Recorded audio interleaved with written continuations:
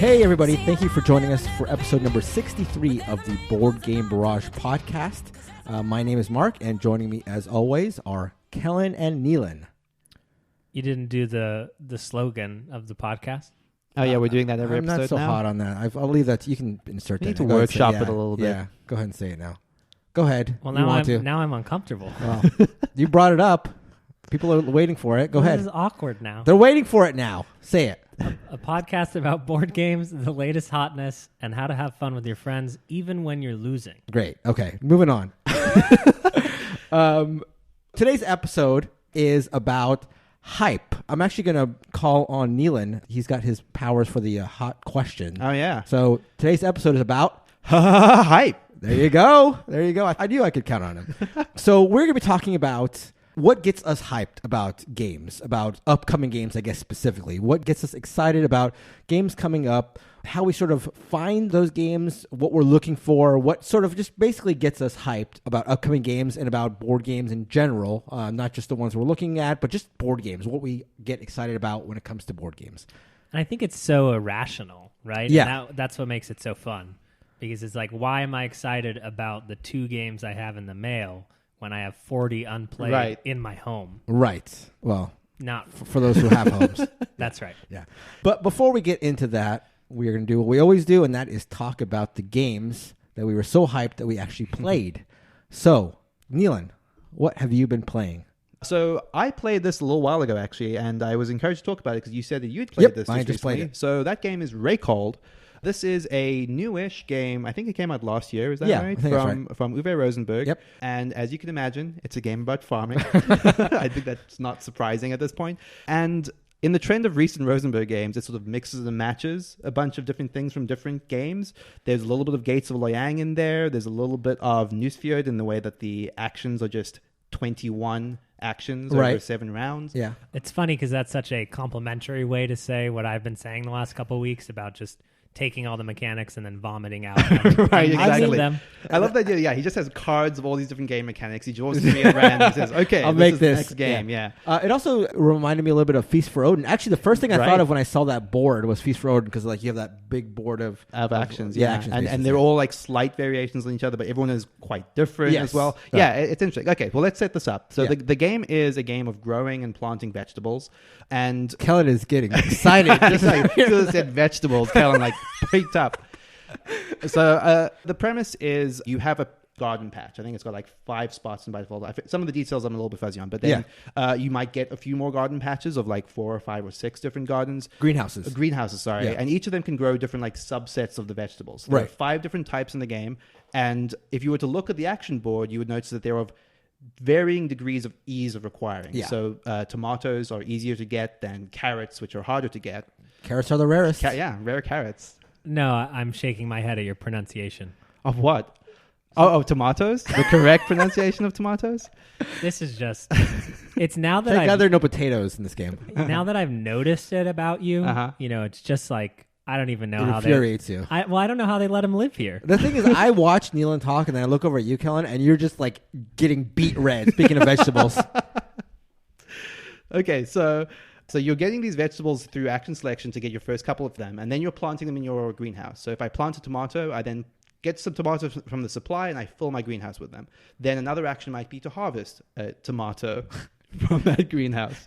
And the reason you're doing this, the reason you're sort of planting all these vegetables and growing them is that the way the scoring works in this game is really, really interesting. So you start at the beginning, and to advance 1 space in the scoring track, you need to give up 1 tomato. Sorry. Concession. Yeah, that's weird. There are no tomatoes in this game, right? Sorry. One tomato. And then to get to the next spot, you have to give up 1 lettuce, then 1 mushroom, then 1 cauliflower, then 1 carrot. And then to go to the spots beyond that, it's 2 of everything in the same order, then 3 of everything, then 4 of everything. And that gets, as you can imagine, increasingly harder and harder to do because, having 1 of each vegetable is easy, but by the time you get around to the 4 of each type of vegetable at the end of the track, it's a question of like small increments. Yes. Like just getting 1 point ahead of someone is a big deal. Yeah. Let me stop you. Yeah. In the Uwe Rosenberg canon, what this kind of feels like is you're forced to diversify. Absolutely. You have to get every type of vegetable. But isn't that the same thing as Agricola? And I haven't played this, and I'd be interested to try it, but in Agricola, you basically have to do everything or you're punished with negative scoring opportunities. So how does it feel substantively different? For one thing, it's substantially lighter. I mean, lighter in terms of rules, at least. It's a lot simpler. There's not as much really going on because all you're doing is getting these greenhouses, getting some sort of extra card abilities, growing and planting vegetables. That's it. There's no like pastures. There's no growing your farm, acquiring lots of buildings or anything like that you might be imagining by Agricola. And the other thing that's clever about it is that it feels a lot more like a puzzle, because one of the most important sort of mechanics is once you get to the scoring phase of a round, you can choose one of the paths to gain on the scoring track by, instead of giving up that vegetable, by taking it. So you don't necessarily have to have every single requirement, and finding the right vegetable to say like, okay, I'm going to take a carrot to move instead of giving a carrot to move. And that might be vital because you might need that carrot in order to set up your next round of scoring. Yeah, right. So it's just got this very clever system of like, what is the one vegetable that I'm going to get instead of take, and how can I best exploit that through 3 actions per round in order to get the vegetables I need for the next scoring phase. It feels like each round boils down to like a very specific puzzle you're trying to solve for that round in a way that I don't think feels that familiar actually to these other farming games. Yeah, I mean, your point about it being sort of diversification thing like Agricola rings true, but there are a lot of like steps to take to make sure you've covered all your bases there. Here, it's like 5 vegetables. Yeah. It's very clear what the diversification entails. And also, in terms of the actions, like I said, there's not that much to it. Right. Plant a vegetable, take a vegetable, get a greenhouse, maybe get some card ability that will help you along the way. That's kind of all you can do in the game. Yeah. And so, compared to Newsfjord, another Uwe Rosenberg game we just played, how does this compare in length? And then also, does the score track change or anything for variety's sake, or how does that? How do you inject variety into that system? So the only way variety is introduced into this game is the cards. So a hallmark of Uwe games are that a lot of the games that include cards includes multiple sets of cards. So you can play with the A deck, the B deck, the C. This is no different. There are 4 decks, A through D, and you can select one. I don't know if there's one that's more combative and one's more simpler. I assume the A is the simplest. So that's where the variety comes in. But I don't think, but this is based upon one player for me, that it might inject enough variety. This feels like a game that's really interesting, and to answer your question, I'm probably going to preempt Nealon here, moves quick. I mean, Newsfjord moves quite quick and I think Newsfjord is clearly a heavier game than this. Right. But you're still talking like an hour and a half or something. Right, like yeah. Newsfjord. And Reykholt was, including teaching, an hour in my game. But it feels like a game where after a couple plays, again, those would be fun plays, it might feel stale. And I agree with you absolutely. And that was far and away the biggest criticism that seemed apparent to me even after one play. It's like, what would I do that differently next time I play it? It would be a game of sort of figuring out the minutiae of doing it subtly different to get like a couple of spaces ahead. But the basic course of the game felt like it would be pretty familiar. I mean, where it's going to come from, aside from the cards, which I think are, again, just sort of ancillary, not that game-changing, at least, again, from the Some ones of that them seem pretty powerful to me. But there's also the fact that, like, every card that you can draft, you can very easily be forced to share it. And sharing it doesn't hurt you, but it's just like, if I take a card and, Kellen, you're sitting to the right of me and you select the share a card option, that card now becomes a power that we both share. Boom, for the rest of the game. So that like sort of weakens the uniqueness of having a power. But the other place where you're going to get different games is from the blocking. Obviously, that's going to be where you may know that best path to win this game is do this, that. But then, obviously a player can block you. Yeah, because it's definitely not like as big and diverse a worker placement board as something. Even like, I mean, you'd say it's about the same as Newsfjord. Does that feel about right? It's probably smaller than that. No. I guess it's about the same. Yeah, it's about the same. I'd say about the same. I mean, I'm totally on board with Uwe designs in this time length, right? Because it's so different from a Feast for Odin, which is laborious to get out and play. Not that that's wrong, but having a Uwe experience in that shorter playtime is cool. This is seems like a perfect game, and this is maybe a backhanded compliment, for somebody else to own. It's not a game that I would want to own because, again, I feel like I would hit my fill after about maybe 3 or 4 games, but I would love to play those 3 or 4 games. So Mark says, convince your friends to buy Reykholt. Right, exactly. That's Reykholt. But we know is it Reykholt or Reykhold? Reykholt. And I'm not making a joke. No, it's Reykholt. I think it's the place in Iceland. But you've been saying Reykhold, right? I mean, not intentionally. That's the way he talks. That's my accent. It's not. I probably have been saying Reykholt, but it's definitely Reykholt. It's a place. It's a place in Iceland. Cool. All right, so let's move on to a very small card game. And I will be very open. This small card game is super great. You may have been tricked by Mark's fake news, maybe last episode or the episode before about Escape by the Doctor. But Push is actually a push your luck game that you want to own. Okay. Wow. That's big talk. Push is a very simple card game that has multiple push your luck components to it, both on your turn and then in between your turns, which I love. You are top decking cards off of a deck and putting them into piles. You can have up to 3 piles of cards, but a color or a number can't be repeated in any pile. So if you top deck a card and it's the same number as a card in every pile, or there's no place to put that card, you bust and your turn ends. But what makes this so interesting is that the players next in turn order also get to take those piles of cards that you don't select. So you may just want to make 1 pile of cards because you don't want to give anyone else any of your cards. Each card is just worth 1 point, no matter what number is on it. In addition to that, there is a card that makes you roll the very special die that forces you to discard all cards of 1 color from your bank, which is horrifying. And so that card comes up, and you put that in a second pile, and then you say, I'm done, and then you take all the good cards, and then you give Mark the die because he has to roll it. He's next in the turn order. Amazing. Amazing. In addition to that, there is a card that reverses the turn order. So suddenly there's 2 really bad piles that no one wants, and then a reverse comes up, and people start cheering around the table because it's going the other way. Then you draw another card, and it's a reverse back the other way. So then people are even more upset. So that's the structure of your turn. And then when it becomes your turn, you actually have a choice. And that choice is, should I play or should I bank the cards that I have already gotten? So your cards are vulnerable to that die roll unless you pass your turn in order to turn them all into banked points that can no longer be touched by that dice. That is the entire game of Push. But what it leads to is this amazing thing, and it's the same scenario that I get to in Diamant and any game like this where I push too hard and then I'm losing, and so then I can never skip my turn and try to bank stuff because I just got to keep going.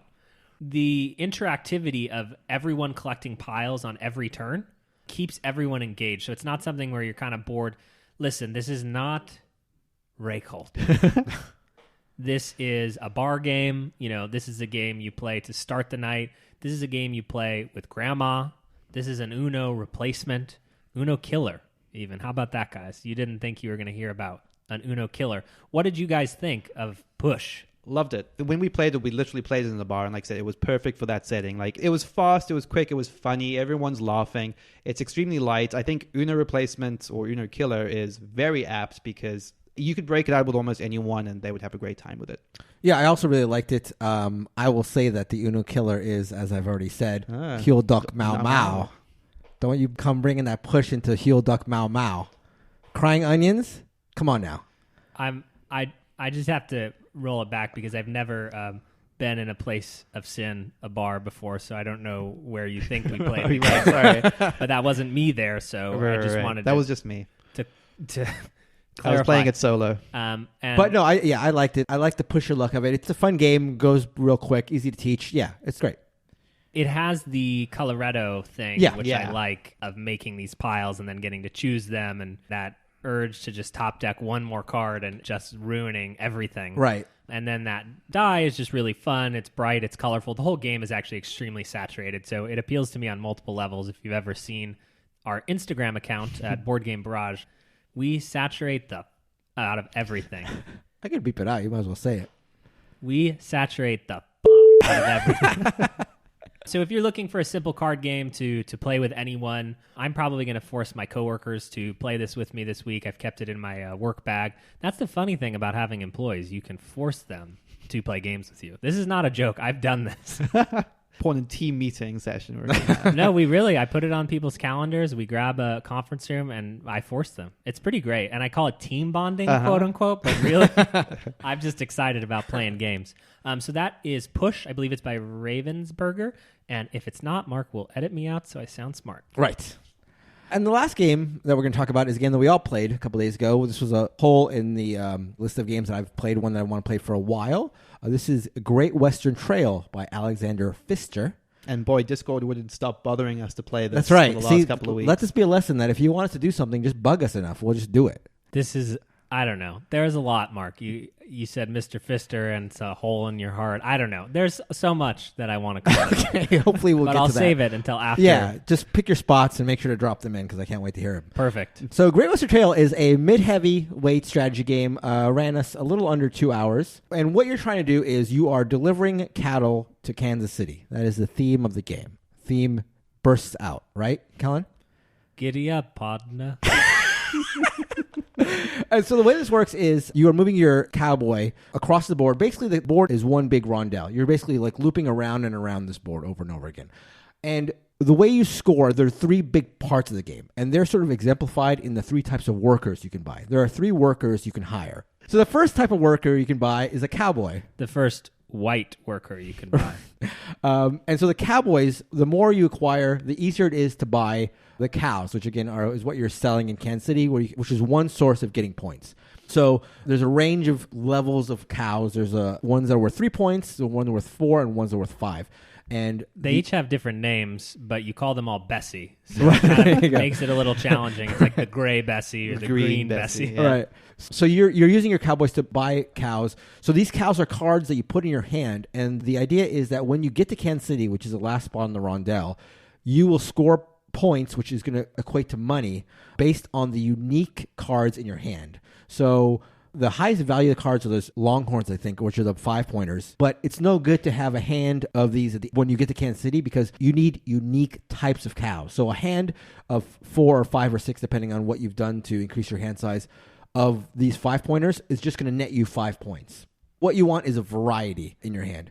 And this hand works on sort of a deck building principle that you would see in other games where you can play cards, you can play these cows to sell them along the way to Kansas City to earn money, and then you're cycling them out of your hand and trying to get, again, the biggest hand of unique cows by the time you get to Kansas City. So that's the cowboys. The second one are the carpenters. The second white men you can hire. Right. Are the carpenters. The carpenters help you in the second way that you can score points and strengthen your engine in this game, which is to build houses. So when you build houses, you can place them anywhere on the board. There's no restriction in terms of where you place them. And then those buildings are buildings that you can stop on the way to Kansas City. Your opponents can stop on them as well, but they can't get the benefits that are associated with the buildings. Yeah, and what's interesting about that is it actually increases the size of the rondel. Right. Because you're just skipping over the empty spaces at the beginning of the game, so that loop of going to Kansas City gets longer. Yeah. And you do upgrade your ability to move later in the game, but it becomes this weird where you're placing it because you want to go there, and you're also placing it to just screw up other people. Right, exactly. It has this aggressive aspect where you're lengthening the trails, but these are unique places where you can trigger powers, where you can have things that happen to improve your engine or thin out your deck or do just different things to improve your engine. And then the final type of worker you can buy are the engineers. Type of white man that you can buy. Right. I don't know. There's something about the cover of this game. It's like, it's not the 3 wise men, it's the 3 white men. Right. And they're literally just, they're exceedingly... They're creepily staring at you. And they're very, very white. Yeah. Right. They are very white. Great white shirt trail. It's just very odd. Yeah, that's true. That would be a fun Photoshop GWT. job. Yeah. Are the engineers. And the engineers help you move along this track, which lines at the top of the board, which represents the road from Topeka, I think is the first city, to San Francisco.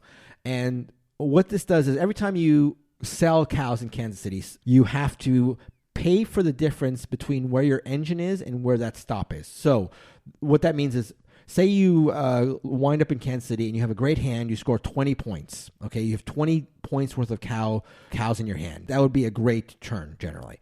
But what you're doing is at that point is you're checking to see where your engine is. So if you haven't moved your engine close to San Francisco, if you're still way back in Topeka or just not very far along, you have to pay for the number of sort of railroad markers between where your engine currently is and where you're delivering these cows. So you're incentivized to move your engine along in order to make that delivery fee less. But also, when you're moving your engine along the track, you're also able to pick up points in certain ways and pick up passive powers. So those are the 3 sort of pillars where you are scoring points and you're improving your engine. in a way, there's a lot to it, but it does sort of break down into those three sort of avenues and three sort of ways you can kind of specialize the score. Along the way, as you're making these deliveries, you are removing these discs on your board, which uncover more powers for yourself. So there's quite a bit of engine building. You can increase your hand size, you can increase your character's movements, you can increase these different little auxiliary powers you can do. So there's a lot going on. But for as heavy as it is, it's pretty streamlined. I thought it was pretty easy to pick up. Yeah, once you'd played like your first round, like everything was abundantly clear. Yeah, exactly. So what did you guys think? That was one of the biggest positives for me was after we got through the rules, my eyes were rolling back in my head. And then the whole thing was done in less than 2 hours. So for being such a heavy game, the turns are lightning fast. Yeah. Right. Snip, snappy, everybody's moving and playing, and it doesn't feel labored at that point. There were a lot of times where it wasn't my turn, but I was ready to make my next move. Right. I mean, occasionally people would want to consider what their next action was, but a lot of times I think, at least for me, I sort of had an idea of what my next action was going to be. And the execution of the actions is relatively, there's not that many steps to it as well. So you move your guy, just do a couple of things, and then you're on to the next person. Yeah. Yeah, I like that a lot.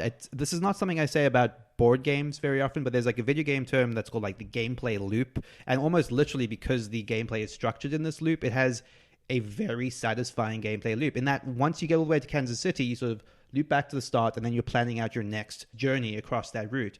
You described it as a rondel, which is accurate, but I think doesn't do the board much of the credit, because it's this beautiful route where it has multiple branching paths, and you can sort of avoid hazards. If you don't avoid hazards, you might have to pay other players. So there are decisions based on which branches you take and which buildings you want to stop at along the way. And I loved that sort of pre-planning process. So once you get all the way back to the start, which I guess don't know, it corresponds to a location, but whatever the opposite of Kansas City is, once you get back there, Kansas. Yeah, exactly. Once you get back there, you're sort of thinking, okay, I want to get to this building this turn because I want to get some cattle. I'm going to go here because I want to do that, and it might get messed up along the way because people are placing buildings or something like that. But it's just a satisfying. There's not that many decisions to make along that process, but it's a satisfying thing to do every single time. You're always sort of improving. You're always sort of Exactly. building on and then the next last time you're like, loop. right. Yeah. Now I've got a new building, I've got a new worker, I've got some more cows. I'm going to do this slightly better. And you just do that for the rest of the game. Yeah. It's really, really And you're right. satisfying. Rondel is sort of dismissive or doesn't quite describe what it is, because a rondel generally, when you think of a rondel, you're thinking of something that describes actions you can take. I think it's like an abstracted Yeah, rondel. right. That's accurate. Yeah. It's just, abstracted rondel is one of my favorite board game mechanics. So I'm going to go with a pro and 2 cons. I think I had the most even-keeled thoughts on this game after we were done with it. The pro is, as Neelan mentioned, that gameplay loop of delivering things to Kansas City and then starting over did a bunch of amazing things for the game. And first and foremost, it made it more tactical than it would have otherwise been. Rather than having overarching objectives that were 3 hours in the making, like in a really, really heavy Euro game, you were kind of just planning what cows you needed to get to Kansas City on that turn, with a little bit in the back of your mind of what you were building towards. And that made for such a quick game of immediately on your turn, you knew what you were going to do. And truly, to me, a masterclass of how to reduce analysis paralysis in a very, very heavy Euro game. That was incredible. And truly, at the beginning, I was like, oh my God, like, why are we doing this? Who talked us into this on Discord? And by the end, I was like, it was not labored in any way. And that is fantastic and just how I like heavy Euros. Let's move on to the cons. Con number 1, and this is something we've talked about in the past, but the theme on this game is so close to really good in the sense that you did feel like you were acquiring your cows and it was kind of fun, and you did feel like you were making this trip and starting over, and there was this, for a Euro game, quite a theme on there. But then the deck building, one thing breaks it for me, and I just can't get it, which is along the way you turn in 2 cows for money, and then those cows go into your discard pile, and then you draw them again later. And then you turn in cards at Kansas City. You're selling the cows to go to San Francisco, but they don't leave your deck. They literally go into your discard pile, and then you draw Green Bessie again. And you're like, wait a minute, I sold you to San Francisco 2 turns ago. It's not the same best. Do we have to have the birds and the bees talk? It's so funny how, because the theme is so good, that simple thing just kept screwing with me. You know, when I shipped off my cows, I wanted to trash them out of the game, and I got over it, to be honest. I get that. But there's just something about that disconnect, and I'm just like, what exactly are we doing with these cows? Right. Why are we getting paid? Right. You know, is there a show in Kansas City? Like, we're showing the cows? I don't know. The other con, and this is a big one, and this is a big one for Callan, for the Red Tank. The level of interactivity in this game is substantially lower than I would have liked. You can share spaces with everyone. There's no need to worry about that at all, folks. Most of the game is multiplayer solitaire. There is a little bit with your trains. Trains cannot occupy the same spaces at the top of the board, so there are times where doing the train action is more or less valuable. If there's someone directly in front of you, you want to skip over them. The main force of player interaction in the game is tempo, because if people are skipping over a lot of the buildings, they're getting to San Francisco, they're pushing the end game sooner. And so you could be exploring a quote-unquote super late game strategy, but someone just keeps going to San Francisco and kind of shortening the playtime. And that's cool. But other than that, all the other player interaction and contact is very, very incidental and almost accidentally. You know, when you get to San Francisco, you're bringing out new white people to hire and new hazards for the board, but it's not interactive.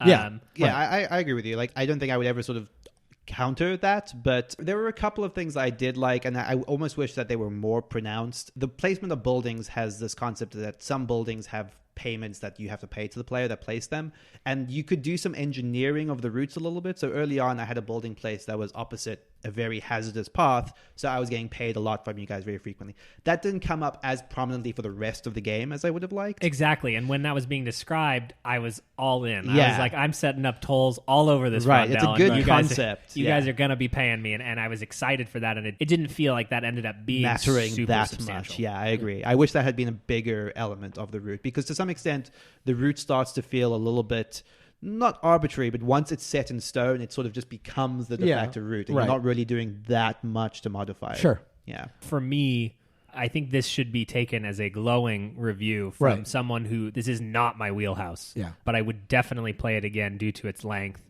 I'm also very good at the game, having beaten both of you. Sorry, losers. So, you know, kind of the description of the podcast was pretty important in the upfront. Mark? You guys have said everything that I want to say. The interaction comes from the sources that you'd expect from a Euro game, sort of like getting to things first. And I generally would, like more conflict and more interaction in my games. But I feel like that might have turned people off on this game. That, I don't think people who love this game would be seeking that out, maybe. No, absolutely. Yeah. And I think you'd have to, you'd rejigger the whole thing. If, for example, on the rondel, you couldn't stop on the same space as someone else, right? But you could maybe use their buildings, and that design, and I'm not saying change one rule. I'm not claiming to be the designer here. Like, that type of game would be something that I would be super actively seeking out. Yeah. Whereas this is good for what it is, but not. But makes me sigh. In what could have been. Yeah. Me and my cows. You and your Fister. And Mr. Fister and my white men. Yeah, it makes me excited to look into the expansion, see what that's all about. I've heard really good things. But yeah, that'll do it for our review of Great Western Trail by Alexander Pfister.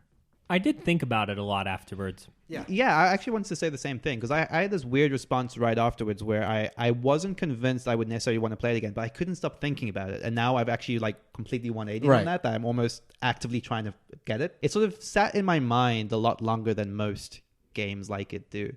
I feel like your experiences of it could change quite a bit depending on your opponents. Like Callan said, like if somebody's rushing the game, that can make for a whole different feel of a game. Right. If somebody's going heavy on something, it can change things quite a bit. Right. I feel like there's a lot to be explored. There's a lot to explore, exactly. Yeah. I liked it a lot.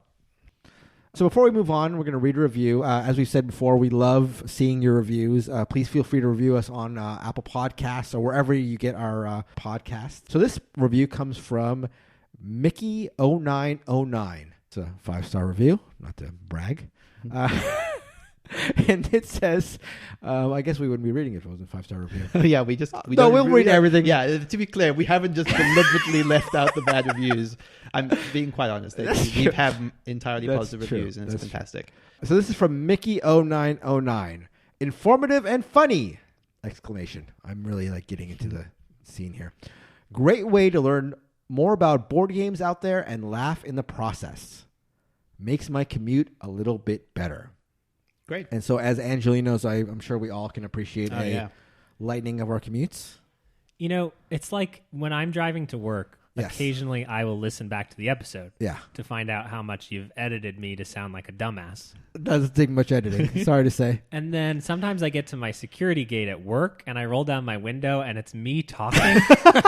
And I know the security guard pretty well. And I'm just like always like turning it down. Like, Yeah. But the idea that someone out there is listening to the podcast in Los Angeles that Yeah. I could maybe like, you know, pass by. That's crazy. That's I would pretty funny. flip out. I would flip out if that ever happened. You're That's driving down crazy. the streets and like, what's in your mind, kid? Is coming from the that's car awesome. next to you. I love That'd it. be great. That'd be great. So, thank you so much, Mickey, and we'll read more of those as they come through. So let's get into our feature topic. Neelan? Hype. There you go. Terrible. Every damn time. I'm smiling. So let's talk about what gets us hyped. Kellen, what gets you hyped? Get hyped. I think when I think of hype specifically, it's founded in this irrational want or need for something. You know, frequently our Discord conversations, there's a Kickstarter section, and that section is usually talk me out of X, Right. where X is a link to a new Kickstarter. And what gets you hyped seems so erratic. So let me ask you, do you find yourself, how susceptible, I guess, do you think you are to the hype? So this is something that I actually believe is a bit of a downer in the sense that now that we are, you know, professional Board game journalists. TM. I find Copyright. that the hype has been a bit lessened in the sense that I don't feel that joy, that overwhelming sense of, oh my God, what did I just discover? You know, because you can make a lifelong study of Board Game Geek. You could spend 40 hours a week doing it. And let me tell you, because I spend about 20 hours a week. Right. Hopefully no one from work is listening. But over the last year, one of the things with the podcast is that I feel more informed than I have ever been. And I think that the more informed you are, the less likely you are to get hyped a little bit. But that's sort of insider baseball stuff, I would say. Hype for me is awesome. I think hype propels me to get a game played. And that hype, you know, like with Dune, you know, once I got us to commit to book club, I was excited for months until we got to play Dune together. You know, another great example of a game that I still have not convinced you to play is Res Arcana. You know, that's Tom Lehman's new engine building game. You know, we played Race for the Galaxy a couple months ago. I went, I really like Race for the Galaxy. What else is out there? I found Res Arcana and I wanted to play it. I had 40 games on my shelf of shame, some that I really desperately want to. Clockwork Wars, my God. For years we've been talking about that. I know, and we're going to like Yeah, it. We're right, going I to know really that. like Yeah, it, I but agree. somehow the hype Yeah. doesn't exist there, right? Because people aren't talking about it online. Sure. Whereas Res Arcana, I'm seeing threads on Board Game Geek. I'm seeing people on Discord talk about it. I just really want to play it, and that hype, that's fun. That fuels the hobby for me. There's good and bad, but that's sort of my broadest thoughts on hype. Oh, That was God. That was awful. What Neil, no, we got to move on. Neelan, how susceptible are you to the hype? I think of the three of us, I'm probably the most. I feel like I easily feel like compelled to back a lot of these Kickstarters that get a lot of momentum and a lot of sort of hype, usually to my detriment.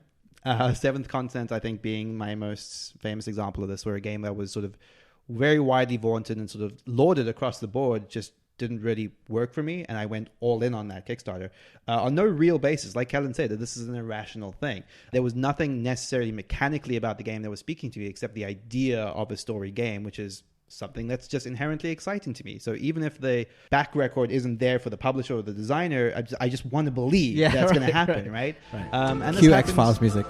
right?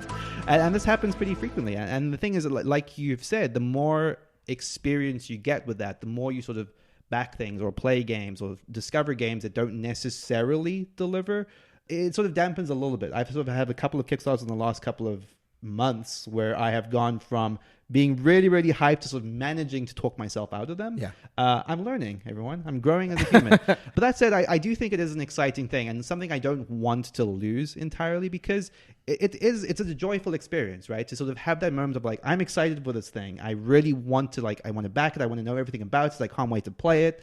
Whether or not it actually pans out in the long term, I love that moment. That sort of feeling like something is going to be the next best game you ever play. And that is the power of Kickstarter in many ways. And this episode isn't about Kickstarter, but when people start asking what Euro game should I back on Kickstarter, when there's 1,000 amazing ones that are tried and true and we know how good they are, why would someone do that? Well, it's because of that community of people who are all saying like, well, wouldn't it be great, Mr. Publisher, if you Mr. Fister, if you change the art on that one card and upgrade the components, and then there's 1,000 people all talking about it every day, and that propels games to the table. Absolutely. You have games like El Grande, which honestly is so good, and I think it's my 5th ranked best game of all time. It's probably should be even higher on that list, but we don't play it that often because there's no one is calling for me to play El Grande. The hype doesn't exist because its theme is boring, it's old, it's ugly, it's brown. Right. Way to hype your number 5 game of all time. It's great that I'm the host of this episode because I think I am probably the least susceptible to the hype, so this is a perfect wheelhouse for me. Whenever I see games listed on Kickstarter, all I just see is where it's going to be a year from now. I just look back to games that were crazy hyped on Kickstarter and fell flat. And when you brought up seeing somebody post somewhere like, I want a Euro game, what's the one to get on Kickstarter? It's just that kind of stuff like just blows my mind. There are so many great games, and I'm going to sort of speak out both sides of my mouth right now. We get so hyped about these games, but like in the end, they're all games. They're the same sort of thing. So like you hear something on Kickstarter, you get this buzz about a game, and you just start envisioning this like thing that has never been done. You feel like you're going to open this box and it's just going to come alive. Like this crazy thing. It's going to revolutionize. Every single game on Kickstarter at one point is sold or is hyped up to a frenzy where it's like every game is going to be the best thing you've ever experienced. No game like this has ever existed before. And it's very easy to start feeling that way. But that's crazy. That's crazy, obviously. So I think I'm able to like step back from that and having, I guess, maybe having a big collection is a part of this because I have a lot of games to play. And maybe for me, adding another game feels like an incremental add, so it's maybe like for a person with a small collection, getting the latest, hottest game is, and obviously there's the zeitgeist. You want to be like in the cutting edge of things. There's that. But I will say that there's obviously a big benefit to be gained from buying into the hype. I'm as vulnerable as anybody else. Like, late at night, you go on Board Game Geek, Kickstarter ad pops up.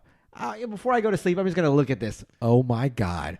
They've blended 18xx and area control and hand management. Oh my. And the theme is like a doctor's office in the year 2060. Like, oh, what is going on here? And, you just start looking at it and the pieces are incredible. And like, oh my God, we're $2,000 away from getting like the huge intern meeple. Oh my God. And it's cool. That's definitely cool.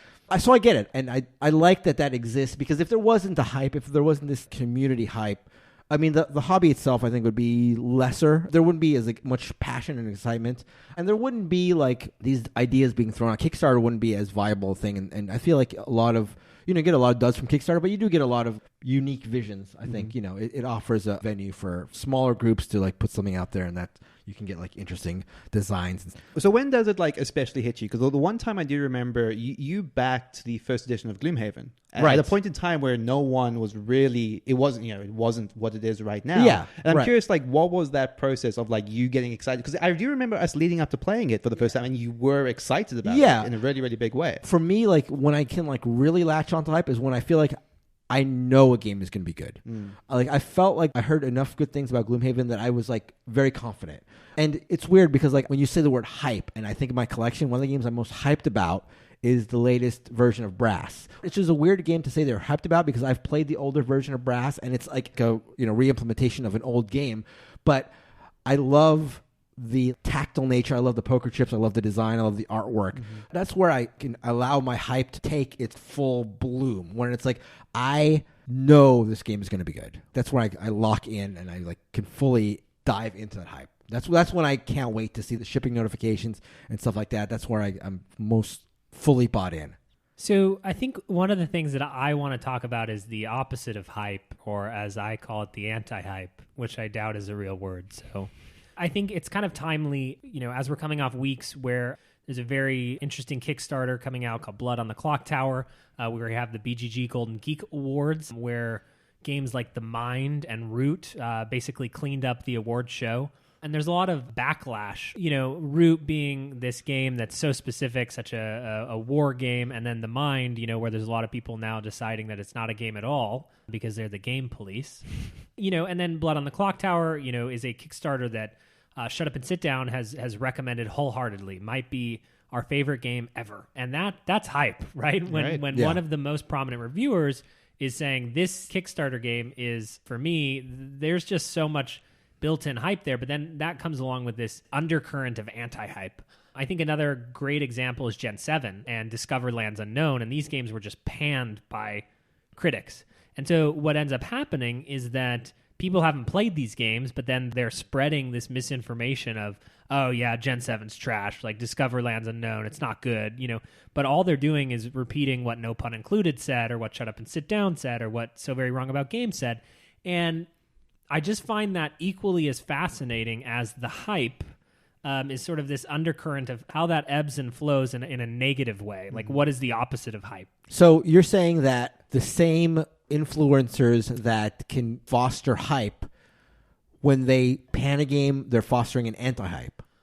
I'm just saying that the current goes both ways. It doesn't just go towards positivity. It goes towards negativity, depending on a variety of factors. Right, because like what you're describing in hype is like you were saying, this sort of it's an irrational, almost like crowdsourced opinion where you don't actually have the experience. You don't actually have the knowledge, but you've heard someone say a thing, and you've heard enough people say a thing that suddenly that's your opinion. And like I said, yeah, it absolutely works both ways, where you suddenly have a lot of people coming out of the woodwork that don't necessarily have, let's say, more knowledge. To use the specific example you said of Blood on the Clocktower, you have all these people who haven't played the game and are like, oh, how can they say it's their favorite game? It's such a weird thing where you have these sort of flows of information that aren't sourced at all. And it is a strange phenomenon. I do think it works equally irrationally in both directions.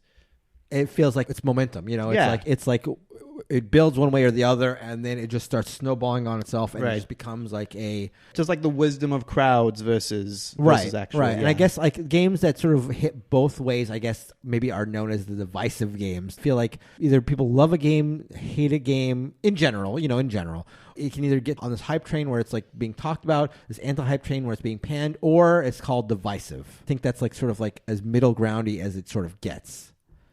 I think one way that the anti-hype manifests in me is a bit of hipsterism. My beard has never been as long as it is right now, along with the shorter hair on top, so you're welcome, Internet. But you have a game like Terraforming Mars that is, from everyone's count, super fantastic. All you hear about is people talking about Terraforming Mars.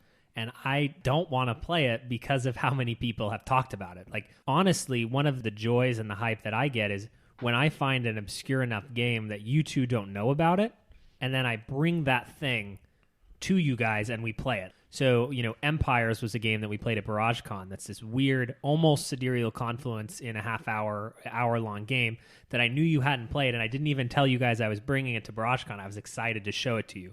My Favorite Things, that little Japanese card game, I was just excited because it was obscure, and that's dumb. Yeah. I mean, it's really dumb. But it's a powerful urge, right? There's a powerful urge to want to be the person bringing the news, as it were, versus just reiterating what is common knowledge, right? And I think that's a lot of where it comes from.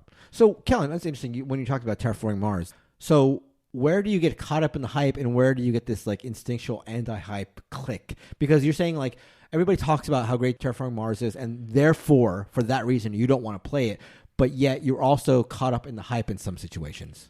I think Neelan kind of hit it right on the head, which is like if you're bringing that news, it's fun. I gotcha. It's like even Blood on the Clocktower is an interesting example because, they were trying to get us to play it with them a couple conventions ago, and we just couldn't figure out how to fit it into the schedule. And I'd be like, well, wouldn't that be cool to have tried this before it's this amazing Kickstarter that everyone's talking about?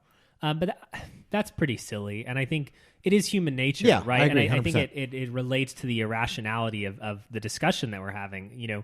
The hype that people bring is so It's so silly. Right. But when you said human nature, that sort of struck a chord for me because I feel like it is definitely human nature. And I think that this like aggressive need, even though I'm like the least like hype centric person at this table, like those who are aggressively feel like they need to tamp that down are like fighting human nature, which is like, I just feel silly. People aren't wrong for getting hyped about things. It's just something humans are inclined or just built to sort of do. I just feel like it's such a integral part of the human psychology that people shouldn't be made to feel bad that they get hyped. Like, obviously it's good to be rational about it if you can, but it's not bad to get excited about things. And it's also not bad. There's a human quality to being contrarian, to being anti-hype. I think there's an appeal to that is just part of like what makes a person. It's like the whole hipster thing, and like there's a human inclination in that. And to demonize it, I think, is wrong. I mean, obviously it can get out of control and it can get silly and it can get, all this stuff. But whenever people fight human nature, it sort of bothers me.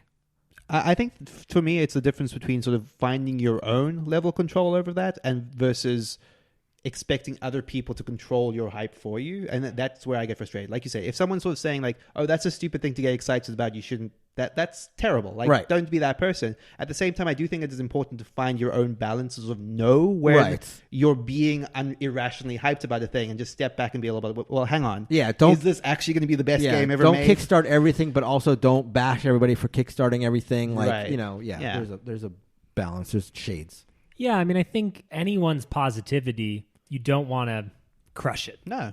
And, we were playing Nemesis, and Nealon, had gotten the Kickstarter for this, and he's very excited. And about 30 minutes in, I'm just like, this is so bad, or this is going to be so bad. And you don't want to be the one vocalizing that, to crush the spirit of the game. There are things for different people. But then at the same time, like what we do is help lead people towards games that we think that they'll like. And so then you have to establish some objectivity or value for money or some what criteria are you using with which to evaluate this stuff? I agree 100%. You don't want to crush positivity, but you don't want to crush negativity either. You don't want to make everything a 7 out of 10. You don't want to make everything like a 6 out of 10. Like, I don't mind people who are contrarian for even contrarian's sake. I mean, they can get called out. I mean, you have done over 60 episodes with me, so. That's true, and that's why I'm constantly calling you out. I think anti-hype is fine. I think hype is fine. Both can be out of control, but, Shut Up and Sit Down makes a claim like this is the best game that they've ever played, or best board game that they've ever played, maybe. That's great. It was a very, obviously, singular, unique thing that they said, gets people hyped up, and that's fantastic, and that's great. But the fact that there's anti-hype is good. It's good that there's a balancing factor. You don't want everything to push one way, because then you sort of lose criticism, or you lose the idea that you need to defend your positions. And when a person trashes a game, they should be able to realize that people are going to like it and, come in with opinions on their side. I mean, and I think that's certainly the most prominent thing I heard in what you were saying is like having hype or anti-hype should be so tempered if you've not played the game that you're talking about. And a lot of it is based on having never played it. Right. Here's my hype, or here's my negative hype. And that's where it gets super silly and out of whack on the internet. Right. Yeah. The idea or the situation where you would step into someone, experience a thing with joy, and sort of for no reason be like, oh, you're wrong for enjoying that thing. Right. It's so bizarre. Yeah. Stop talking about Marvel films, Neil. We don't care. So that's going to do it for our discussion on one last time. Nealon, give it to me. Hype. There you go. But I did it too.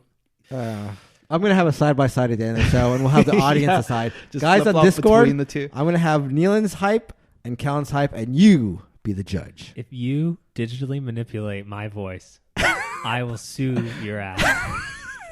In a court of law. So yes, that's going to do it for our discussion on hype. As always, you can find us at boardgamebarrage.com. We are on all forms of social media. We're on Twitter. We're on Facebook. We're on Instagram. You want to find us? We are there to be found. The Discord link is boardgamebarrage.com/Discord if you want to join in and discuss with us. Yeah. We are actually going to be going to KublaCon now, which is the traveling KublaCon. KublaCon is a convention that's been going on for a while in San Francisco, and now they're taking it on the road.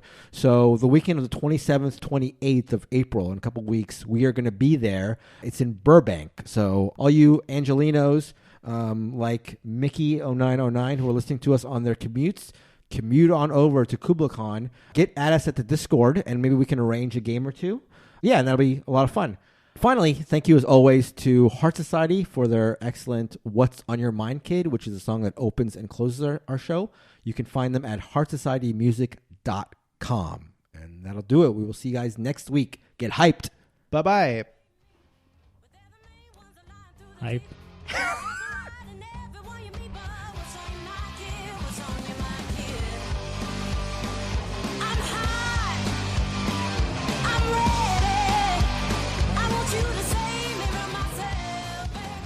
Bright, it's colorful. The whole game is actually extremely saturated, so it appeals to me on multiple levels. If you've ever seen our Instagram account at Board Game Barrage, we saturate the out of everything.